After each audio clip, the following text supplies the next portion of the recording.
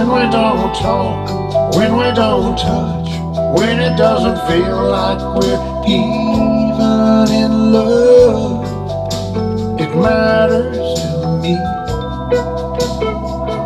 When I don't know what to say, don't know what to do, don't know if it really even matters to you. How can I make you see it matters to me? Yeah. I heard you telling down there at the tourism center the other day that Mark wasn't really in to No, I this. wrote that with Mark Sanders, and we used to write on Fridays, but I had to talk him into it every now and then.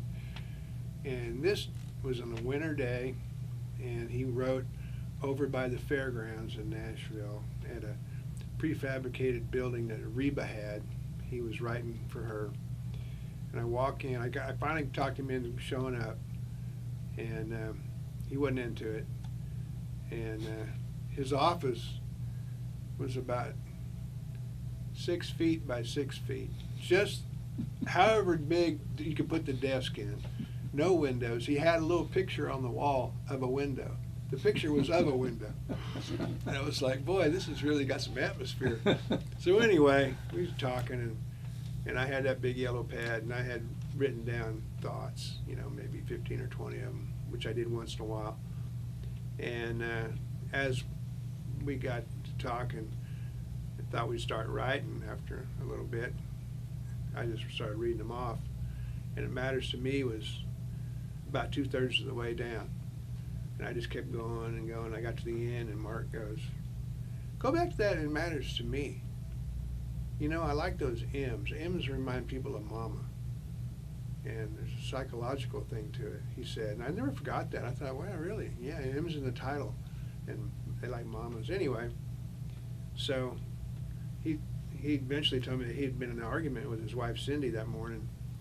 And he came up with that first line, baby, tell me, where did you ever learn to fight without saying a word? And I've had more compliments on that line. That's a great line. That's totally him from that morning. And we were off and running. And it came pretty quick. No bridge in the song, just verse, chorus, verse, chorus. I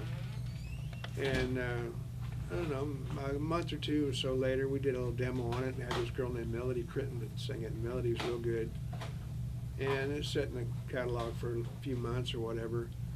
And then Face, producer at the time, which was Scott Hendricks, came in, and he never hardly ever took any songs, but he took this one. And apparently Faith didn't want to do it. She thought it sounded like a Trisha Yearwood song or something, I don't know.